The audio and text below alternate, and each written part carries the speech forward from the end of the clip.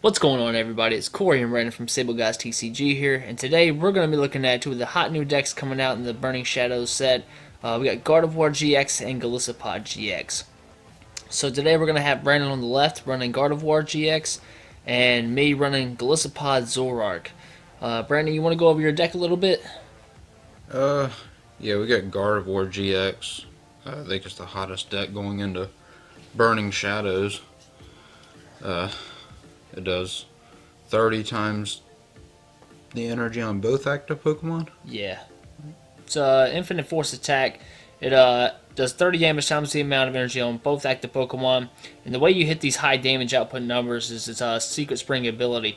Once during your turn before you attack, you may attach a fairy energy from your hand to one of your Pokemon. So I think that this matchup really depends on Golisopod keeping its low energy count against Gardevoir. If he doesn't do that, it's really difficult against this Gardevoir GX deck. Just the multiple attachments per turn, if you have multiple Gardevoirs down, is really difficult for it to deal with. Look on turn number one, Brandon had a pretty decent turn one, I guess. Pretty lackluster, I guess. But just laying down a float stone, getting a Remoraid on the bench and an attachment, and passing. It does look like I am going to get a float stone down to this Wimpod, hopefully get it out of the active so we can prevent it from being knocked out from this Tapu Lele possibly next turn, or even a Gardevoir. Yeah, and we didn't have the Golisopods, or the Wimpods with the free retreat. Yeah, that is one thing that we want to go over. If you do have a chance, do run the new Wimpods out of Burning Shadows. Its ability is if you start this Wimpod on your first turn, it does have free retreat, so it's a cute little card to have in there. Just run those. Same thing with the Curlias and the Raltses that we're running in this Gardevoir deck. Try to use the new ones out of the Burning Shadows. Just more convenient that they're all fairy types. And I got an Ultra Ball for an Octillery. Does look like you'll probably use that Abyssal Hand ability. If you don't know what Octillery does, it does have an ability, Abyssal Hand. Once per turn, you may draw cards until you have 5 cards in your hand. So, ends against this Gardevoir deck are kind of useless sometimes if Octillery's on the bench. See what you Abyssal Hand into. Looks like you are going to get a Deontay down. Yeah. Believe Deontay's first attack is Sparkling Wish. For single fairy energy, it lets you search your deck for a Pokemon that evolves from another one onto your bench and evolve it to that Pokemon. So it's just a neat little way to ensure that you're going to get Gardevoirs down on turn 2 without having to rely on rare candy all the time. Yeah, and we'll just see a pass.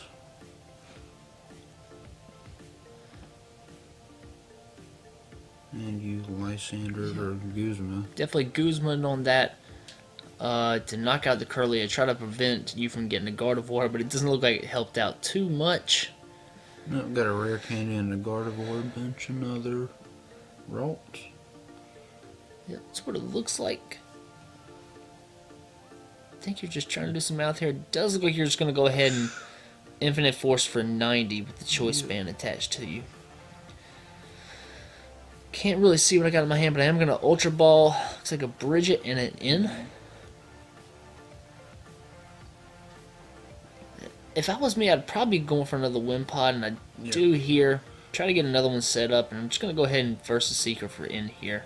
Yeah, it seems like an okay play. Yeah, not much I could really do with that hand from what I could see. Really nice if I could get a Sycamore in here going. Try to get a Forest down, get a second Golisopod going, and even find a way to retreat out. Looks like I did get the Forest. Don't think I got the Golisopod, and it doesn't look like I am, so I'm just going to have to first impression for 90. Or, sorry, 60 with the Choice Band. Let's see a Secret Spring attachment on my side. Field Blower and then in.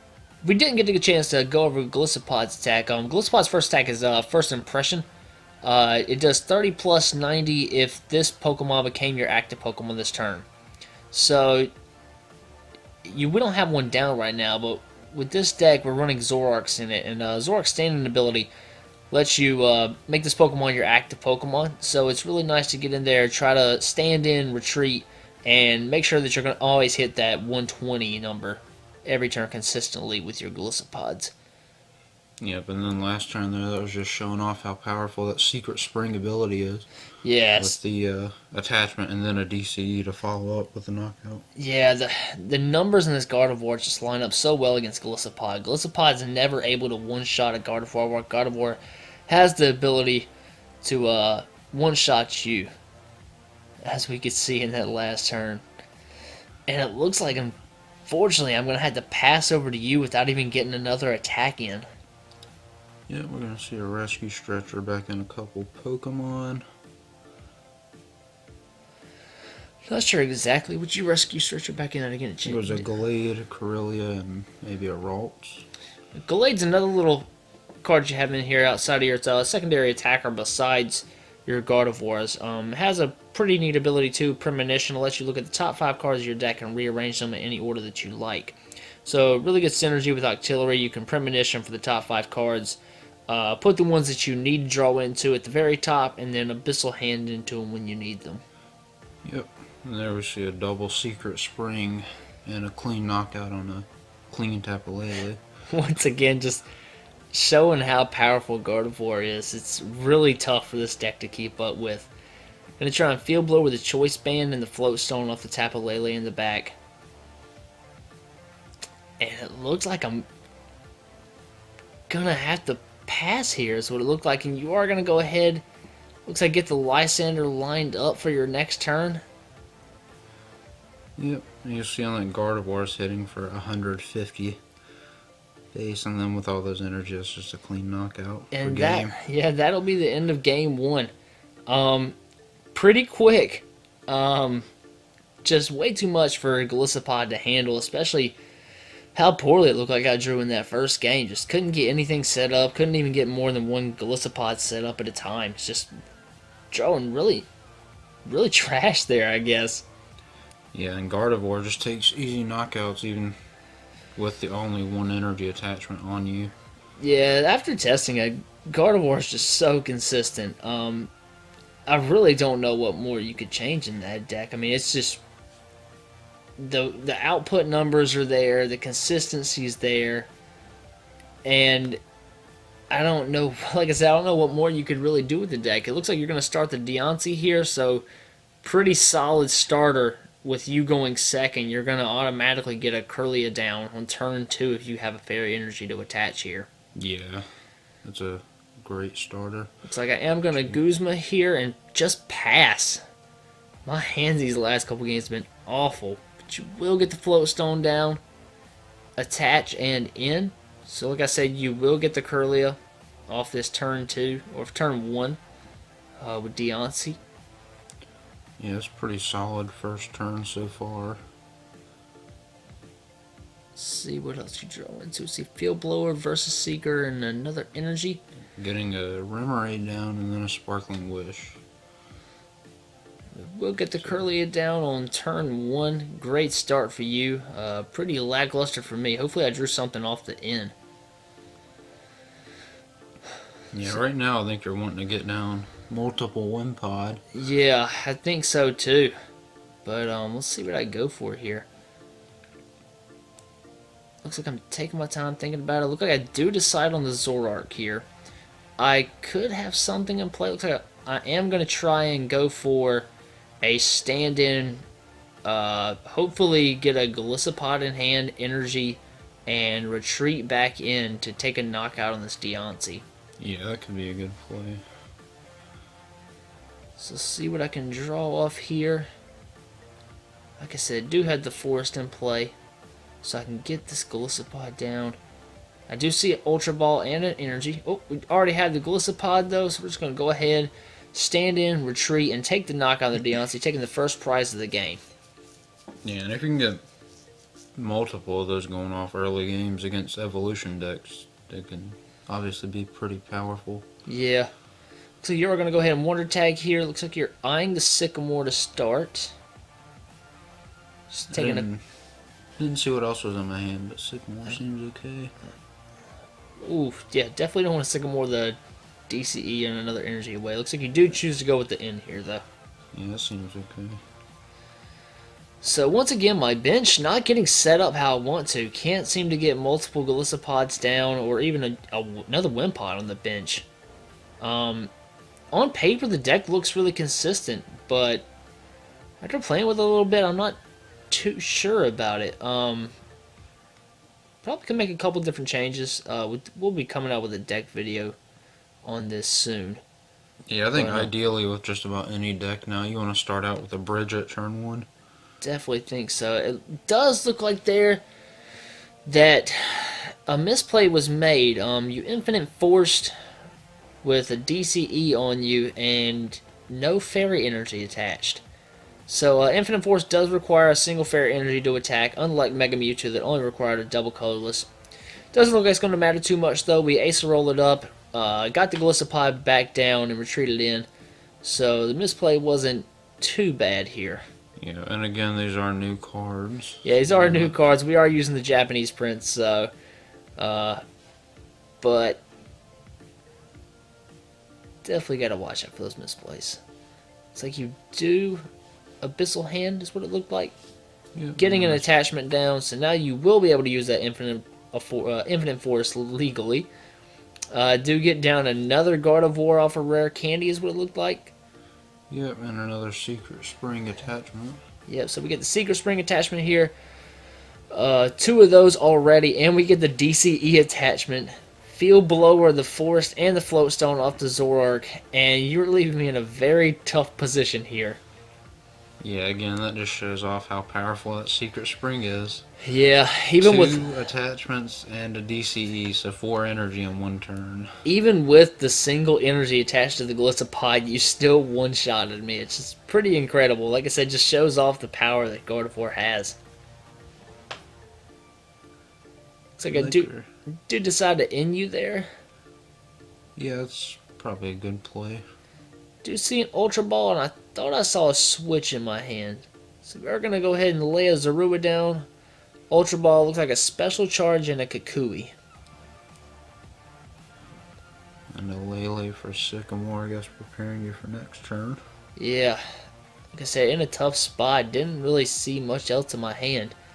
Definitely going to go ahead and get set up for the next turn and let you take the knockout on this Zoroark. Should put you down to 3 prizes. Yeah, it seems like I'm eyeing down that Lysander. It does look like that. Let's see if you can get up that Lele and possibly one-shot it. I do see thought I saw a choice band in your hand. Couldn't tell though. See an Abyssal Hand for 2, it looks like. Do decide to Sycamore though here. We'll get, I think I saw Rare Candy Gallade possibly. Yeah. Then you'll see the double secret spring plus attachment for turn on the back.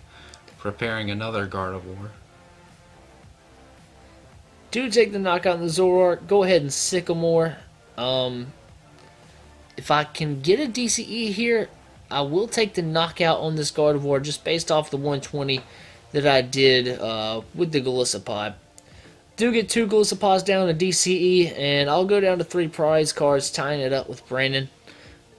But he does have this already built up Gardevoir on the bench, so 1 more attachment, doesn't even need it, has the choice band, will be hitting me for a solid 180 now without even having to attach. So Yeah, and then we see the Rare Candy Gallade.